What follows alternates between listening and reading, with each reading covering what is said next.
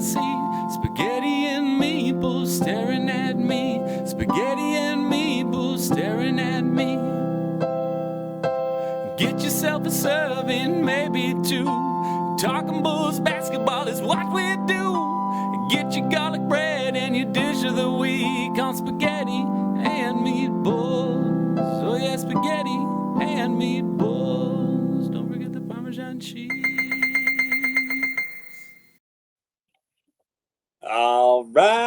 All right, ladies and gentlemen, boys and girls, welcome back to another episode of Spaghetti and Meatballs with myself, Trevin, and John Z. How you doing over there, big guy? Hey, man, I'm feeling good. How you doing? Same. It's been a couple weeks since our last episode. Yeah. So happy New Year. Happy New Year. Happy New Year to all of you followers. But kind of in the same spot that I was, a couple weeks ago. Things are looking good. Zach's come back and at least given me a little bit of hope that he can fit in to, into this puzzle here and maybe give us some fun basketball for the last few months of the season. Yeah, Trevor and I were talking pregame. I didn't get to watch much of it last night because I had a basketball practice with my kid. But I'm reading the comments today, and evidently Zach balled out defensively. Well, I did. Okay, so I caught probably half the game watching it, and you notice when he's making an effort on defense. That's what's so frustrating is it seems like he doesn't all the time. But I did see he had 3 steals, 20-some points, 7 boards, contributing in many ways. So. Yes. Whether that can continue, I'm not sure, but he definitely, he found his role last night and helped out in many ways. So, then of course that kind of brings up the issue of, if he's playing well and it helps the Bulls, that also means that his trade value increases. So then we're kind of at the same spot we've been in. Do we trade or don't we? Because I heard through one of our mutual sources, and okay, you remember that guy at the Christmas cookie decorating contest that was drunk out of his mind? Oh, yeah, I do. So he actually real sloppy with the icing. Yeah, he was, as you would expect. He introduced me to a guy, that kind of provided a little insight to me and said that. At that point of the Christmas cookie decorating contest, which I'm not going to give the date, I'm not going to give the location, Zach's trade value was pennies on the dollar. Oh, that's bad. Which, makes sense. No, it does. When you look at the situation of now he's hurt and all of a sudden they're playing the best basketball they've played in a year and a half. Yeah, it was a no-win situation for us. Yeah. So, at least he's come back and shown that he can, that he's healthy. And I don't know. It's a complicated spot to figure out because what's the trade deadline? Middle of February? Yeah, February 17th or something. So we've got a month for them to figure this out. Man. Hey, I'll tell you what, though. And again, we touched on it last time. Your guy, Coby White, has just continued to ascend, dude. I'm going to tweet out a picture that I forget. It gave me a mid-range bone. Oh, I would believe it. Some of the stuff, it exceeds even my highest expectations for him. Now it's did we absolutely get a steal at his last contract? For real, man. And I know he probably is kicking himself saying I should have done a 1-year deal and been hey, I want $150 million. Right? Yeah, bet on himself and totally gone all in on super young. This contract's still going to end when he's 25, 26. Crazy. Yeah. We might have 2 more bites at the apple and say I want two 4-year deals each worth $100 million. Well, honestly, if the Bulls are smart about it, they'll just restructure his deal and just 5 years and whatever because I mean, he's balling, dude. It's fun to watch. Like It is. and for a while when it was happening, it was like, okay, is this sustainable? Can he continue? I mean, we're almost halfway through the season, and he's just getting better and better. So there's no reason to think that. Flash, no, it's like now it's to a point where he's taking and hitting shots that I'm like just very confident in both that he should be taking it and that he's going to. And before I was like, oh, like yeah, he hit a big time 3 in overtime last night that put him up by 4, I think, and just like the confidence that I had watching him shoot with his, like him feeling confident in the shot. It was nice, dude. I feel comfortable with the ball in his hand in crunch time. And I'm trying to find this stat because I know we looked at it. So, okay, Coby White at his age right now has the 5th most ever 3-pointers made at his age. The 5th. The 5th. Dude, that's pretty impressive because it's not, I mean, there's been a lot of great shooters over the last 40 years in the NBA. So for him to land in the top 5 at that age, that's impressive. Yeah, and God, what did I? And he's just getting better at him too. Yeah, he's always shot him well, but he's ahead of Trae Young, Jason Tatum, Darius Garland, Bradley Beal, Kevin Durant, LeBron James. Wow. Like, okay, I know LeBron James, maybe not notorious. Yeah, but still, Bradley Beal, Kevin Durant, like those are big names that were playing in the league young. It's not like they only had a year before they turned 23 in the NBA, Yes. So it's like he's a very good 3-point shooter. I don't think people give him enough credit prior to this stretch that he's on. I think people now are like. Now they're fully realizing. Yeah. Man. And just the way he runs the offense too, like we were talking, like, of course it's the 3, but it's his way that he's able to attack the defense and, either take it all the way to the rim, kick it out, do a little step back mid-range. Like he's got a full arsenal to work with. For sure. Well, you know what? I'm going to be, like we always say, we're going to be fans no matter what. I'll be very interested to see what we do here. Yeah. So overall, we've won 3 in a row. We got a Golden State Warrior team coming in.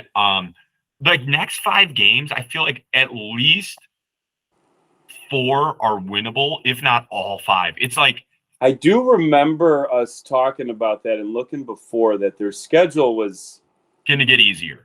Yes. Okay, so here's what we got. I think it's Golden State, San Antonio, Cleveland. Yep. Then we have Toronto and Memphis, a Ja Morantless Memphis. Yes. So out of that, I think easily should be favored in 3, should win probably 4, could win all 5. Yeah, I totally agree with that. You're going to be favored, I would think, against the Warriors at home. I would think it's close. I would think we're giving that one, 3.5. Yeah, that one might be iffy, but I would think you'd be a favorite against at San Antonio. The one at Cleveland, will probably be the underdog. Yep. At Toronto, probably the same thing. It's going to be very close. Very close. And then I would think favorites against Memphis. So yeah, there's definitely some winnable games, and even as I continue down through the list, you got the Lakers who are struggling, the Blazers, Toronto, Charlotte again.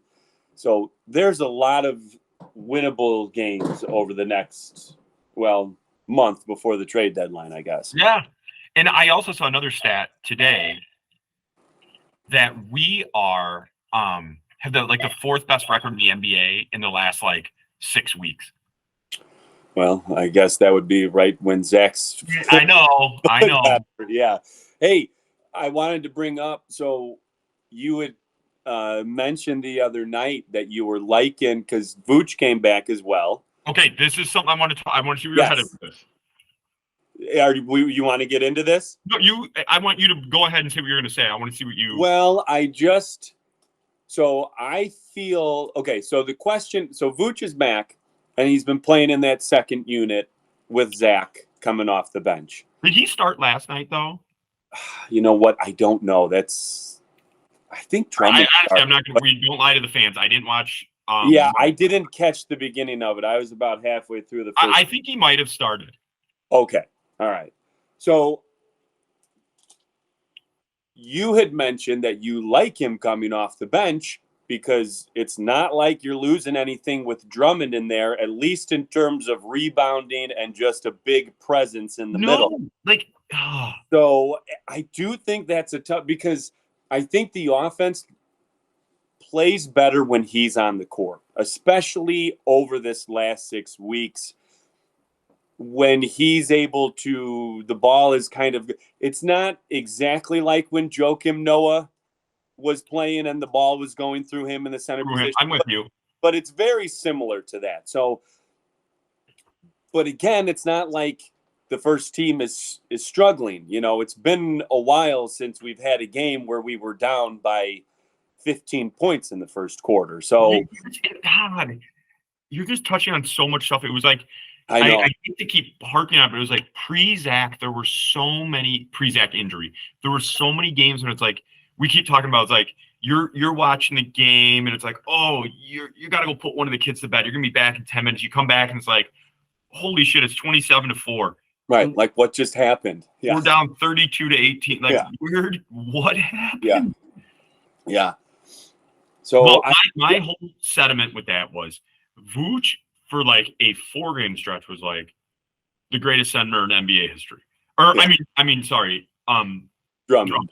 Yeah. Like, yeah. Just he was an absolute beast, dude. And you don't need him to be that, especially with Zach, Coby, DeMar. Right. If you're going to start Caruso and put Patrick Williams, then you have Patrick Williams. You can bring in Io. You can leave DeMar in. Yeah. Like, I just think it gives us so much more versatility. It's almost like a completely different starting five. Yeah. Like that second unit coming in, each of them has started, for the Bulls and in the league in general. So I get what you're saying. I hope that I hope at least that Billy continues to change things up and see what, and when you find a rotation, if that is Vooch coming off the bench, but like they were saying the other night, well, there's 60 million reasons why Vooch. I hate that statement. It's not as if it's like he could still log twice as many minutes as Drummond. Well, yes, I agree with you. I wasn't crazy about when they said that the other night too, because I don't think ultimately if your team is better with him coming off the bench, right, then that's because you're exactly right. He's, even when he is coming off the bench, he's still playing. I mean, now granted too, they're kind of working him back from injury, but he's playing just as many minutes as Drummond. It's not like he's only coming in for 15 minutes a game or something, Let me ask you a hot button topic. Okie dokie. Do you still trust Billy Donovan's decision making? Yes. Okay. I do. I think, honestly, the way that they played without Zach kind of solidified my faith in him a little bit more, and my trust in him. Kind of like, I don't know, and I could be wrong, but it's like this is what he was trying to get him to do the whole time. Yep. So I still do. I do too. I think he catches a lot of flack for making a decision that most people, like, I think last night it's easy to say you have 23 seconds to go, tie game, your ball. Coby's the hot hand. Yeah. Why are you doing an ISO with DeMar? It's like, why? Because it's worked. Right. Like, and how many game winners does DeMar have? Right. And if he had gone down there and knocked that shot down, you would say, well, there's another DeMar winner that like, who else would you give the ball to in that situation? So I agree. I mean, that's just what people do. They like to point fingers and get mad. But I think out of everything, like, he is Well, of course he's, not perfect, and he's guilty of making mistakes and stuff, but I think he's always done a good job of owning up to them. And, Yep. I like listening to his post-game conferences. He really breaks down exactly what, it's not like, oh, I just wanted to do this just to do this. Here's the reason that, the factors that played into it. So I just think people like to point fingers, and he's the easiest one to point fingers at a lot of the time. I'm with you. Now, there is one thing that has been just, and I don't, it's not necessarily, it's not, Billy's fault. It's not, and I was behind this at the beginning, and it just could be a bad streak, but Javon Carter.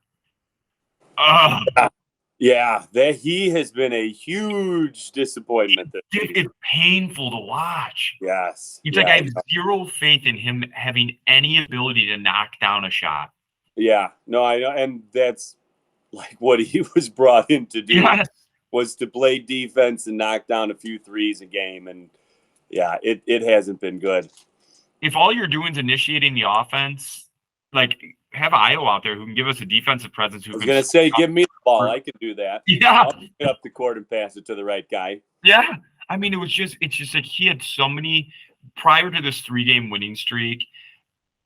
And I know because I was at the game, we had a very, very close game against the Pacers where we were down historic number and came all the way back. Yeah. That was the one you were at, right? Yeah, I was at that game. And yeah. He had like 3 or 4 opportunities. Like it was just like, just where now it's gotten to the point where he has a shot and you're like, no, don't shoot it. Yeah, don't take it. No, I can't watch. I can't watch. Give it to anyone else. Yeah, please. Keep rotating. Which in turn, though, has brought Dale and Terry some minutes. Okay. And the guy hustles. I've always liked that part of his game, but I've definitely dogged him in other facets of his game. Right, and for legitimate reasons too. It's not just from nowhere. But he's looking like a guy who can actually like be a rotational player in the NBA. He's not going to be a starter. He's not going to go out there and score you 15 points, 20 points a game, but he's going out there, he's figuring out his role. I mean, the guy's got a 7-foot wingspan. And people like give him shit like, I guess we're right. It's a bust on Dale. First of all, he was like the 18th pick in the draft. It's not like he was a lottery pick. Like, right. Do you know how many players get picked at the end of the first round that don't do shit? Yeah, like you're talking about now we've rubbed elbows with a couple GMs, a couple assistant GMs. I think the common phrase is when you're looking at that part of the draft, you're looking for a rotation guy. That's exactly what you're looking for, and right now he's shown he can beat that. So, I mean, there was times when I said with him. Me too. And I'm glad to see that he's not as a locker room guy, not as a person. Correct. Well, because his expressions on the bench has been one of the highlights over the last year and a half of, like his reactions to things. So I am glad to see him getting some useful minutes. That's a good way of putting it. And not a ton of them, but he's effective when he's out there, and that's really all you can ask for. Yeah. So next, we talked about what we're looking for record-wise. What are you looking to see on the court in the next 5 games? Is it some continuity with this group now that we got him back? Well, you know what? Okay. So that 5 games, I would think, we'd be at the point where Zach could be healthy enough to start. Is he going to be starting? You would think that at some point he's going to be back in the starting lineup. So I think he started last night. Oh, he started last night. Okay. I think they both did, honestly. All right. So I'll be interested to see how that plays out then over the next 5 games, how that affects Drummond's minutes, because you need to have him out there. He has been one of my favorite parts of this season is watching Andre Drummond go. So, just making sure. Well, yeah. So with them back in the starting lineup, let's see how that affects everybody else. I'm hoping, and I'm confident that it won't, but I'm hoping that Zach being back won't cut into Coby White's playmaking ability and how much he has the ball in his hand. So I think that's my biggest thing over the Here's next. Here's my thing with your last statement. I agree with everything you said. I'm just bringing up the box score from last night. Yeah. I don't need it to be Coby 30 points, Zach 25, DeMar 20. It doesn't need to be. I'm not saying that Coby needs to be the leading scorer, but I think you touched on it perfectly that, like, don't take away from his playmaking ability. Yes. It doesn't need to be 25, 25, and 25 DeMar, 25 Zach, 15 to 18 Vooch, and Coby, you get 9. Exactly. Right. He doesn't need to be scoring 30, but he can't be going back down to. So last night it was 30 Coby, 25 Zach, 19 DeMar, 18 Vooch. Pretty good breakdown. Some way that distribution. Yeah, that's about 85 points. If you could get about that out of the 4 of them on a nightly basis, I think you need all of them over 15 to win a game. Yeah. Oh, I agree with that. I think if you're not getting 60 plus out of those 4, you're finding it very difficult, because let's be honest, Caruso's giving you, if you get 10, you get 8 to 10 from Caruso. You get 10 to 12 from P. Will. Yeah. There's another 20, 25. Right. I mean, Drummond might give you 6, 8. Yeah, right. Average. So there's 30, and I'm being generous. And then you might get another 10 out of whoever else filling the blank. Just random. Yeah, right. So that's 40. If they're not giving you at least 60 and you're only scoring 100 or less, you're not winning the game. Yeah, right. If you're barely breaking 100, you're in trouble. Not anymore. Yeah. So I agree that as long as it doesn't, again, Coby doesn't need to take 25 shots a game. He needs the ball in his hand. He needs to run the offense. He needs to be able to push the ball at that pace. We don't have a lot of guys that can just take the ball and go. We need him to continue to do that. And I did see that Zach made a comment like he and Coby are the 2 longest tenured Bulls. Yeah. And they have been playing together for 6 years. Yeah, I was reading that a little bit, maybe the same art, like it was about their chemistry together. And, I think, who knows, maybe Zach doesn't get traded and we got our new dynamic duo of Zach and Coby, and see if we can, whether DeMar's back next year, whatever. But obviously that stuff we'll get into later. But development like that happens where it's like out of nowhere, and it's like, yeah. And like we've said 1,000 times, the kid's only 22, 23 years old. Like he's only going to keep getting better. So, and this is the time in his career where you would hope to see that, Now, I still feel like right now I'm great with where the team's at. I'd be fine if they stood pat, didn't make any moves. I'd be fine with that. Yeah. On the other hand, if you get a call, I think you can, in all honesty, say, unless at this point it's Coby White, make me an offer. I agree with you. I'm still in that, on that side as well. Like, besides Coby, because even P. Will, his trade value has had to have gone up at least a little bit.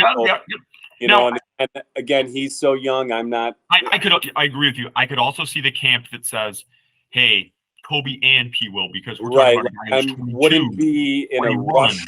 Yeah, I wouldn't be in a rush to get rid of him. But outside of those two, take your pick. Make me an offer. So, because that's what we were talking. I was looking there for a sec. They're in the 9th spot, 4 games behind the 8th spot, right? But they're only 5 games behind the 4th spot. Yeah. So spots 4, through 8 are only separated by 1 game. So a lot of basketball still left to play. A lot Yes. of basketball. I mean, Yeah, we're just three games just short of 22. the halfway point. Yes. So, like I said, I could get behind also you saying that. Like, so I think we're in a good spot here. It's at least like, it is a little frustrating just because of it feels like the same spot that we've been in the last couple years. Yeah, it does. But it's better than it was 2 months ago. And Coby's emergence at least has given us some optimism for, if nothing this year, well, the future. We still, so who knows what's going to happen over the next month. It's going to be real interesting, but I agree with you. I think the right move would be to trade not everybody, but get what you can get. But if they decide to stay pat, I think that I've seen enough from this team to have some reason to be excited And I'll tell you, like watching this unit for the rest of the season. I can get behind that. So it is January 11th. I'm going to mark me down that the Bulls finish no lower than the 7th spot. Then the 7th spot. All right. I dig that. I think we are a better team than the Magic. And I think Cleveland I don't know the scenario of Darius Garland. I don't know if he's out for the year, do you know? I mean, no, I haven't heard a lot since the initial injury. Let me see if there was a brief mention of him and a straight up for Zach suggestion that I read, but then he got hurt and I haven't seen anything about it. Fractured jaw. I think he's going to be out for a little bit still. Like, I think the cap. Yeah, I mean, that's got to be at least like 6 to 8 weeks, right, for a broken jaw. Yeah, and so I think they're susceptible. I think the Pacers. I was there for the Pacers. Halliburton's out for at least a couple weeks. Yeah. I think the Knicks are playing out of their ass right now. Yeah, I'm surprised. I was like, is that just the trade effect? Did they make? Yeah, I think it's. I do. I think it's a trade effect. I think it's like, oh, we got a new toy. Let's see what happens. Yeah. I don't think that's sustainable. Yeah. The Heat is always. With you. I mean, you have the 3 teams at the top. Yeah. And then after that, it's kind of. I mean, it's literally everybody is kind of grouped right there together. So. And I'll tell you what, aside from the 3 at the top. Philadelphia doesn't scare the crap out of me. Joel Embiid is so injury prone. Yeah. If he misses a game, 2 games in a series, that's a huge impact. Yeah. And plus, I mean, I think the Bulls have kind of figured out a way to play against them even when he's in the lineup. They say, here you go, you score 40 points and do your thing, and we'll just stop everybody else. Yeah. So there's some moving and shaking to be done, and I'm happy where things are at, and I'm excited for tomorrow night. Yeah. It's nice to just have, we've said it a bunch, but a couple months ago it was depressing to turn a Bulls game. It was a bleak state of affairs. Yeah, I was like, I really don't want to put it on tonight. I don't feel like getting in a bad mood. Right. But now it's actually, it's nice to look forward to games. So I think the schedule is definitely going to be in their favor over the next, few weeks. At least, until the end of the month, and we'll see where that puts us. Well, we're going to reconvene next week. How many games? We have at least 5 in between this, right? Friday, Saturday. Yeah, we've got 4. Friday, Saturday, yep. And then Monday, Thursday. Let's see if we can go 3-1 before we meet back up again. I'd be all right with that. I'm calling it 3-1. We get 3-1, and we're 21-22 at that point. Wow. I know that's hard to believe that. That's hard to believe. I know. Well, that's our goal, Trevin. All right, I dig it. I can get behind that. I think that I think it's doable, and I don't know. It'll just be interesting to see where we end up here.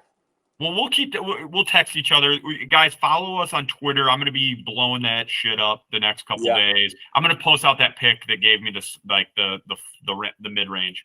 Oh, please do. Yeah, it's just like, okay, I'm going to tweet it out. I could go for a semi every once in a while. Yeah, there's nothing wrong with a little semi. Well, guys, it's been fun, and always, that's al dente.